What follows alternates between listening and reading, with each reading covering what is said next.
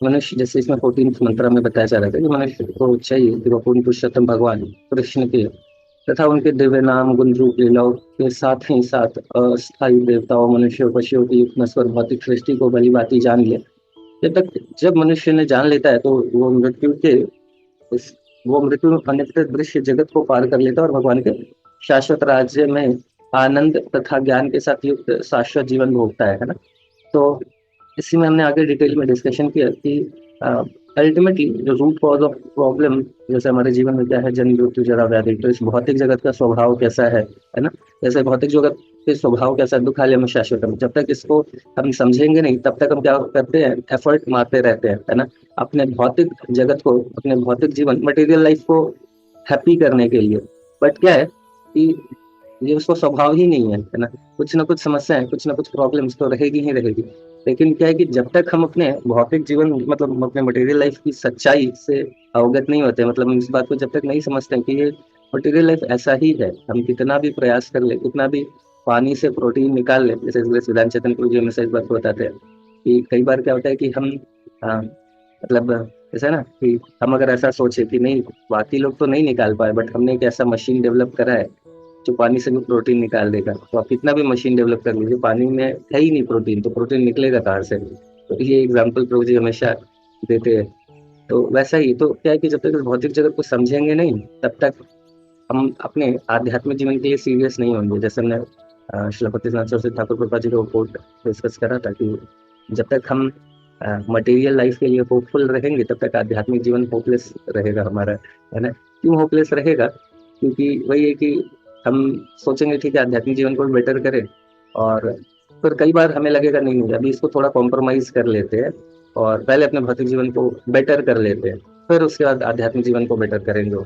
तो ये हम सभी लोग ऐसा कई बार सोचते हैं, कई बार ऐसा सोचते हैं, बट ऐसा संभव है नहीं क्योंकि स्वभाव ही नहीं है उसका। तो खुद भी सोच रहा था कि भक्ति में आने की मतलब जैसे जब मैं पढ़ाई वगैरह कर रहा था, प्रिपरेशन वगैरह कर रहा था, तो उस समय जिन चीज़ों को मैं मतलब जैसे अपना जप वगैरह है या जो भी कुछ थोड़ी बहुत सेवाएं उस समय मैं कर रहा था, जब एक दिन प्रिपरेशन या पढ़ाई के ड्यूरेशन में, और मैं सोच रहा था कि जब ऐसा जब पढ़ाई वढ़ाई कंप्लीट हो जाएगी ना, फिर आराम से बैठ के मतलब और ऐसा करेंगे वैसा करेंगे तो सर कोई टेंशन नहीं रहेगा पढ़ने का, है ना। तो जब स्टूडेंट था तो मैं हमेशा इस बात को सोचता था कि कभी जब एक बार जॉब हो जाएगा ना फिर क्या भक्ति करेंगे ना, वो तो भगवान ही देखेंगे। तो कई बार ऐसा हम सोचते हैं। लेकिन जैसे बेस में मैं रहता था तो उसमें वहाँ पे किचन इंचार्ज था, तो वहाँ पे क्या होता था कि अब किचन इंचार्ज है तो कई बार सब्जी, कई बार किचन जो कुकिंग करने के लिए एक्चुअली डिवोटी थे, उनको सैलरी दी जाती थी और मतलब डिवोटी थे लेकिन उनको ऐसा रखा गया था कुकिंग के लिए। तो और सबसे सब्जी लाने वगैरह का भी वही देखते थे, बट कई बार क्या होता था कि वो अपने घर वर चले गए, तो घर चले गए या कुछ ऐसा हो गया तो फिर मेरे ऊपर आता था। तो मैं मतलब सब्जी वब्जी तो मैं ऑफिस से आता था तो लेते आता था, फिर कई बार गैस खत्म हो गया, कई बार किचन का ये खत्म हो गया वो खत्म हो गया, ऐसा हो गया वैसा हो गया।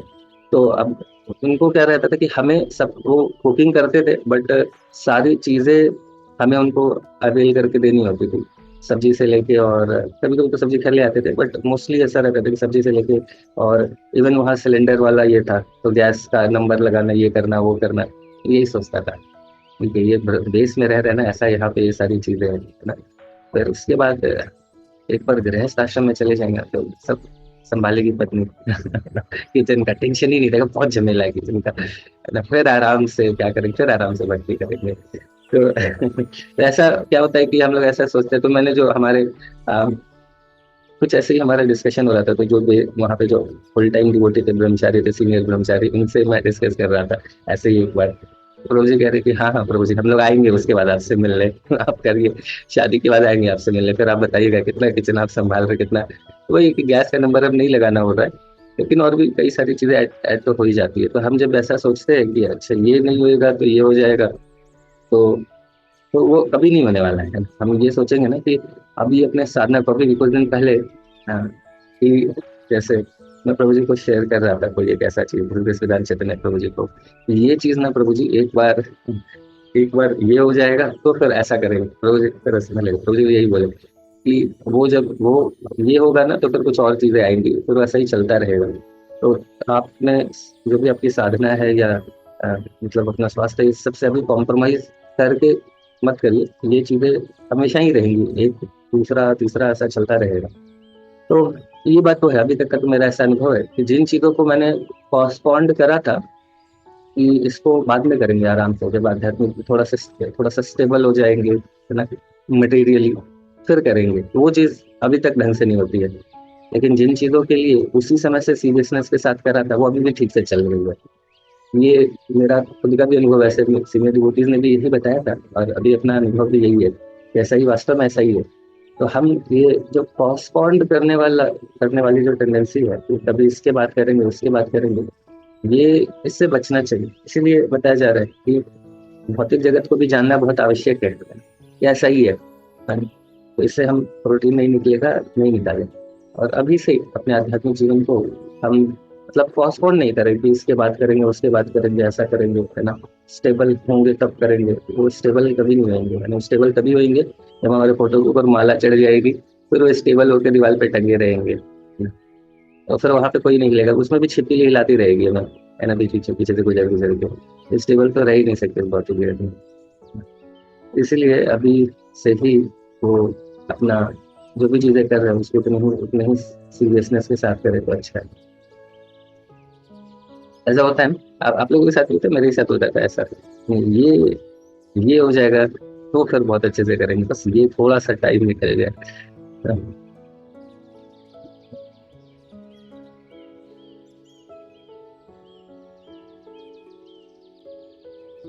तो इसमें आगे बढ़ते हैं।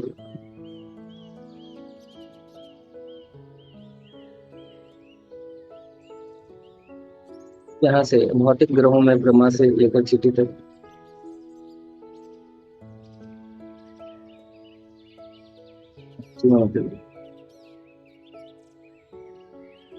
हरे कृष्ण प्रभु जी, दंडवत प्रणाम। हरे कृष्ण बोलता हूँ। कहाँ से है प्रभु जी? यहाँ से भौतिक ग्रहों में ब्रह्मा से चिट्ठी।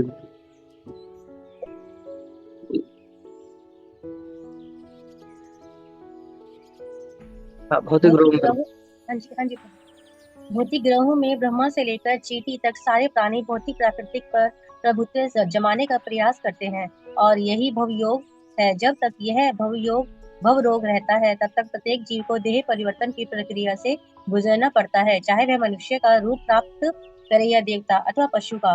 इसे दो पहलुओं, ब्रह्मा की रात्रि का प्रलय तथा ब्रह्मा के जीवन के अंत का प्रलय के बीच की अव्यक्त अवस्था सहन करनी पड़ती है। यदि हम जन्म तथा मृत्यु के बारंबार के चक्र को समाप्त करना चाहते हैं तथा साथ ही साथ बुढ़ापे तथा रोग को भी दूर करना चाहते हैं, तो हमें आध्यात्मिक लोकों में प्रवेश करने का प्रयास करना चाहिए, जहां हम भगवान कृष्ण या उनके संवास विस्तारों अर्थात नारायण रूपों की संगति में नित्य रह सकते हैं। भगवान कृष्ण या उनके संवास विस्तार इन असंख्य लोकों में से प्रत्येक के अधिष्ठाता है, जिस तथ्य की पुष्टि श्रुति मंत्रों में होती है। एको वंशी सर्वगः कृष्णः इडज्ञः एको अपि सन बहुधा यो अव्यवहाति। गोपाल ताप्ती उपनिषद 1321। कृष्ण के ऊपर कोई प्रभुत्व नहीं जमा सकता। वह ब्रह्म जीव है। जो भौतिक प्रकृति का प्रभुत्व जमाना चाहता है, उसे उल्टे प्रकृति के नियमों को तथा बारंबार होने वाले जन्म मृत्यु के कष्ट को भोगना है। भगवान यहाँ पर धर्म के नियमों की पुनः स्थापना करने के लिए आते हैं, और मूल सिद्धांत तो उनकी शरण में जाने के लिए मनोभाव को विकसित करता है। भगवत गीता 18.66 में भगवान का यही अंतिम आदेश है। सर्वधर्म मान परित्यज्य मामेकम शरणम ब्रज। अन्य सभी धर्मों को त्याग कर मात्र मेरी शरण में आओ। लेकिन दुर्भाग्यवश मूर्खों ने इस सर्वोत्तम शिक्षा की गलत व्याख्या करके जनता को विभिन्न प्रकार से पथ भ्रष्ट किया है। लोगों को अस्पताल खोलने के लिए तो प्रेरित किया गया है, किंतु भक्ति में सेवा द्वारा वैकुंठ जाने के लिए अपने आप को शिक्षित करने के लिए नहीं बताया गया। उन्हें अस्थायी राहत कार्य में ही रुचि लेने की शिक्षा दी गई है, जिससे जीव को कभी भी वास्तविक सुख नहीं मिलता। वे प्रकृति की विनाशकारी शक्ति का सामना करने के लिए अनेक प्रकार की सार्वजनिक तथा अर्ध सरकारी संस्थाएं चलाते हैं, लेकिन वे यह नहीं जानते कि दुर्जय प्रकृति को किस तरह शांत की जाए। अनेक लोगों को भगवत गीता के महान पंडित के रूप में प्रचारित किया जाता है, लेकिन वे गीता के उस संदेश पर ध्यान नहीं देते हैं जिससे भौतिक प्रकृति को शांत किया जा सकता है। शक्तिशाली प्रकृति को केवल भगवत चेतना जागृत करके ही शांत किया जा सकता है, जैसा कि भगवत गीता 7.14 में स्पष्ट रूप में इंगित किया गया है। इस मंत्र द्वारा श्री ईशानोपनिषद सिखाती है कि मनुष्य की संभूति परम पुरुष भगवान तथा विनाश नश्वर भौतिक जगत दोनों को ही साथ साथ भली भांति जानना चाहिए। केवल भौतिक सृष्टि को जानकर कोई बच नहीं सकता, क्योंकि प्राकृतिक में प्रतिक्षण विनाश लीला चलती है। अहन्यहन्नि भूतानि गच्छन्त्यः जमाल्यम। न ही अस्पताल खोलकर किसी को इस विनाश लीला से बचाया जा सकता है, केवल आनंद तथा ज्ञान के पूर्ण शाश्वत जीवन की पूरी जानकारी से ही किसी को बचाया जा सकता है। संपूर्ण वैदिक योजना मनुष्य को शाश्वत जीवन की उपलब्धि की इस कला में शिक्षित करना है। लोग प्राय इंद्रिय तृप्ति पर आधारित क्षणिक आकर्षक वस्तुओं द्वारा भ्रमित हो जाते हैं, लेकिन इंद्रिय विषयों के प्रति की जाने वाली सेवा पथ भ्रष्ट करने वाली तथा नीचे गिराने वाली है। अतएव हमें अपने आप को तथा अपने संगी को सही ढंग से बचाना चाहिए। सत्य को चाहने या न चाहने का प्रश्न नहीं है, वह तो है ही। यदि हम बारंबार होने वाले जन्म मृत्यु के चक्र से बचना चाहते हैं, तो हमें भगवान की भक्ति में सेवा ग्रहण करनी चाहिए। इसमें कोई समझौता नहीं हो सकता, क्योंकि वह तो अनिवार्यता का विषय है। हरे कृष्ण प्रभु जी। हरे कृष्ण धन्यवाद। तो वही एक तो जहाँ तक हमने डिस्कस अभी करा था कि नॉर्मली या तो हम अपनी चीज़ों को मतलब वही कि थोड़ा पोस्टपोन कर देते अपने आध्यात्मिक जीवन को, क्योंकि भौतिक जीवन में थोड़ा होप रहता है। और फिर जस्ट यहाँ पे वही चीज़ों को वापस से इम्फेसाइज किया श्रील प्रभुपाद जी ने कि अपने सेंस ग्रेटिफिकेशन को उसको प्रायोरिटी दे के और हम ये सोचे कि ठीक है ये संतुष्ट हो जाएगा, फिर उसके बाद करेंगे, तो संभव है नहीं। हम ऐसा तो जैसे अगर सेंस ग्रेटिफिकेशन का उसी तरीके से स्वभाव बताया जाता है ना, मतलब जैसे काम है सेटिस्फाई हो गया तो किसमें कन्वर्ट हो जाता है, ग्रीड में, है ना, और वही लालच में, और चाहिए। और वही काम है अगर वो नहीं सेटिस्फाई हुआ तो क्रोध में, है ना। तो इस पे वर्क करना बहुत जरूरी है ना। हम ऐसा नहीं सोच सकते हैं कि कभी ये खुद से हो जाएगा। मतलब ये खुद से एक टाइम आएगा जब एक उम्र हो जाएगी हमारी, है ना, तो हमारे अंदर से भौतिक वासनाएं खत्म हो जाएंगी। ये संभव नहीं है, ये वर्क करने का विषय है ना। हम ऐसा सोचेंगे कि या तो यही सोचते हैं ना कि या तो ये जो भी हमारी इच्छाएं हैं इसको सबको पूरा कर ले, मन की इच्छाओं को तो जितना सबको पूरा कर ले, सेंसेस की इच्छाओं को पूरा कर ले, फिर भक्ति करेंगे, फिर इसको सीरियसली लेंगे। लेकिन जितना मन की इच्छाओं को पूरा करेंगे, मन उतना ही बलवान भी होता जाता है। तो और जितना सेंसेस की भी इच्छाओं को पूरा करते जाएंगे उतना वो और स्ट्रांग होता जाएगा। और जो वासनाएं हैं, deep impression of sense gratification, वो भी बढ़ती जाती है, थोड़ा और डिफिकल्ट ही होता जाता है। तो इस पर वर्क करना जरूरी है ना। अभी अपने आध्यात्मिक जीवन को भी सीरियसली लेना, और तभी हम अल्टीमेटली जो यहाँ पे ये जो 4 प्रॉब्लम है, रियल प्रॉब्लम ऑफ लाइफ, जन्म मृत्यु जरा व्याधि, से बच सकेंगे जो अपने आध्यात्मिक जीवन को सीरियसली लेके और बाहर निकलेंगे। और ये जो बाकी चीज़ें हैं अपने मटेरियल लाइफ में, जो हमारा सेंस ग्रेटिफिकेशन और उसको स्टेबल करना, तो वो तो संभव है नहीं, है ना। भौतिक जगत का ऐसा स्वभाव ही नहीं है। और सेंस ग्रेटिफिकेशन का भी स्वभाव ऐसा है कि जितना हम करते हैं उतना और बढ़ता चला जाएगा। तो इस पे वर्क करना बहुत जरूरी है ना। हम ऐसा नहीं सोच सकते कि खुद से होगा, खुद से भी होगा जब एक समय आएगा जब भक्ति हमारी और मैच्योर होती जाएगी, बट इस पे वर्क करना भी जरूरी है। और हम ये सोचे कि ये उम्र के साथ सही हो जाएगा, तो ये तो बिल्कुल संभव नहीं है। और एक बार अकबर और बिरबल का भी ऐसा ही डिस्कशन हो रहा था कि रिगार्डिंग लस्ट की लस्ट ये तो अपने आप एक उम्र आती जाने से, मतलब उम्र के साथ ही खत्म हो जाएगा, ऐसा करके कुछ डिस्कशन हो रहा था। तो वो बताते हैं कि ठीक है, एक बार आपको मैं दिखाता हूँ कि क्या ये खत्म होता है क्या। तो उन्होंने क्या करा कि एक व्यक्ति उनके राज्य में बिल्कुल अबाउट टू डाई था, बिल्कुल मृत्यु को प्राप्त करने वाला था। तो उसके पास बोलते मैं आपको लेके चलता हूँ, है ना। थोड़ी देर के बाद अपनी जो आपकी यंग डॉटर है उसको थोड़ा सा ऐसा पायल वायल पहना के और तब बुलाना आप ऐसा, है ना, और बुलाना और फिर देखना। उससे जाते तो अकबर और बिरबल दोनों बात कर रहे होते हैं काफी देर तक, ऐसा डिस्कशन चल रहा होता है। बट वो बिल्कुल हाँ हूँ, है ना, बस ऐसा ही बोले, आँख खोल के देखा भी नहीं उन्होंने एक बार भी कि ठीक है राजा है जो भी है। इतनी तबीयत खराब थी, बिल्कुल अबाउट टू डाई वाली स्थिति थी। उसी समय पर लेकिन एक उनकी जब डॉटर आती है वो पायल वायल चमकाते हुए, तो उनके तुरंत उनका आँख खुल जाता है और फिर वो उधर देखने शुरू कर देते हो। उस समय अकबर बोल रहे होते हैं, उस समय हाँ हूँ कर रहे होते, बट देख उधर रहे होते हैं। तो ये देख के फिर अकबर को बहुत गुस्सा होता है, तो फिर वही बताते हैं कि ये एक्चुअली ये वर्क करने का विषय, ऐसा नहीं है कि कोई व्यक्ति बहुत ये हो गया और बिल्कुल मरने वाला है तो फिर ये चीजें हो जाएंगी, वो संभव नहीं है। ये वर्क करने का विषय है ना। तो ये सारी चीजें को अगर हम समझें, इस भौतिक जगत के स्वभाव को समझे, हमारे सेंसेस के स्वभाव को समझे, कि ऐसे ही है, हमारे मन के स्वभाव को समझे, तो ये सब भी समझना जरूरी है। ये सबको समझते हुए हमें अपने इन चीजों से डील करना सीखना होगा। और इन चीजों से डील करना सीखना क्यों है? क्योंकि हमारी प्रायोरिटी भगवान को प्राप्त करना है। प्रभुपा जी ने एक सुंदर रोड मैप दिया हुआ है, इसी जीवन में हम वो कर सकते हैं तो फिर करें। ठीक ठीक है, फिर यहाँ पे हम लोग रुकते हैं, और किसी का कुछ प्रश्न है तो पूछ सकते हैं।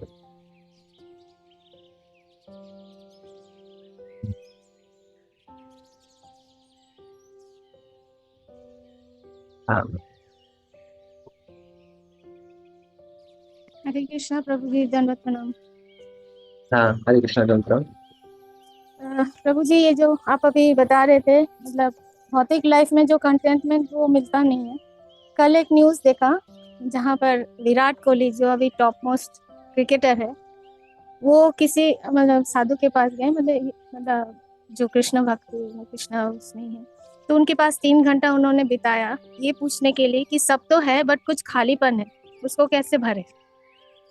ही इज इन मतलब लाइफ के एकदम टॉप मोस्ट पोजीशन में है अभी इस टाइम क्रिकेट में, बट हम जैसे बोलते हैं ना कंटेनमेंट, ये मिलता नहीं है भौतिक लाइफ में। हम कितना भी प्रयास कर ले, कितना भी टॉप में चले जाए, कितना भी सक्सेसफुल हो जाए, बट वो मिलेगा ही नहीं, अंदर से ही नहीं मिलेगा। तब उनको उन्होंने बोला कि तुम अंदर की वो मतलब अब बाहर का छोड़ो, अंदर अंदर झांकने की कोशिश करो। हाँ, भगवान का नाम लो, जाप करो, श्री कृष्ण का नाम लो। तो यही है प्रभु जी, मतलब इतना सब कुछ मिलने के बाद भी इंसान परेशान है। कुछ तो नहीं है, उनको लगता है कुछ तो नहीं है, समथिंग इज मिसिंग।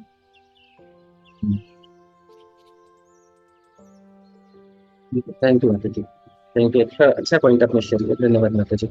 तो और प्रश्न है कि लस्ट एंड नीड में डिफरेंस कैसे पता लगेगा? क्योंकि हमेशा लगता है कि नीड ही है, तो बहुत इसको जो समझने का तरीका वही है कि अगर खुद के लिए देखे तो फिर वास्तव में डिफिकल्ट है। अगर हम खुद के विषय में सोचे कि हमारे लिए क्या बेटर है, तो फिर थोड़ा डिफिकल्ट होगा।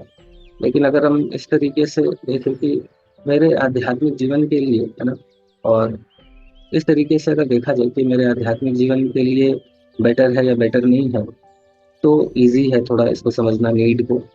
उससे भी और इजी और हो जाता है जब हम ये चीज समझे कि मेरा ये एक्शन अल्टीमेटली गुरु और कृष्ण को प्रसन्न करेगा या नहीं करेगा, है ना? तो फिर ये और इजी हो जाता है इसको समझना। बट वही है कि अगर अभी हमारा मतलब ग्रेजुअली ही हमारा वो सरेंडर डेवलप होता है, तो अगर वही है कि अपने आध्यात्मिक जीवन के लिए के हिसाब से हम ऐसा समझ सकते हो कि क्या हमारे आध्यात्मिक जीवन के लिए क्या बेटर है, उसके हिसाब से हम डिसीजंस ले। कुछ चीज़ें हमें आंसर तुरंत मिल जाएगा, कुछ आंसर के लिए हमें अपनी स्पिरिचुअल अथॉरिटी से डिस्कस करना पड़ेगा। तो कि ये मैं ऐसा सोच रहा हूँ तो क्या बेटर है, तो इस तरीके से फिर देन अगर हम ऐसा सोचे तो थोड़ा आंसर मिलना आसान हो। अदरवाइज खुद के लिए जब हम, वही ना कि जैसे एक बार एक सीनियर डिवोटी एक बता रहे थे कि हम मतलब भौतिक और आध्यात्मिक जीवन को बैलेंस कैसे करें, ऐसा करके उनसे किसी ने प्रश्न पूछा। तो उन्होंने यही बताया कि आप अपने आध्यात्मिक जीवन को बैलेंस करने का सोचो, भौतिक जीवन तो उसके साथ ऑटोमेटिकली हो जाएगा। बट यही है कि ये थोड़ा मैच्योरिटी के साथ डिसीजन लेने का ही वस्तु है। ऐसा नहीं कि हम फिर प्रिंसिपली कुछ कार्य करें।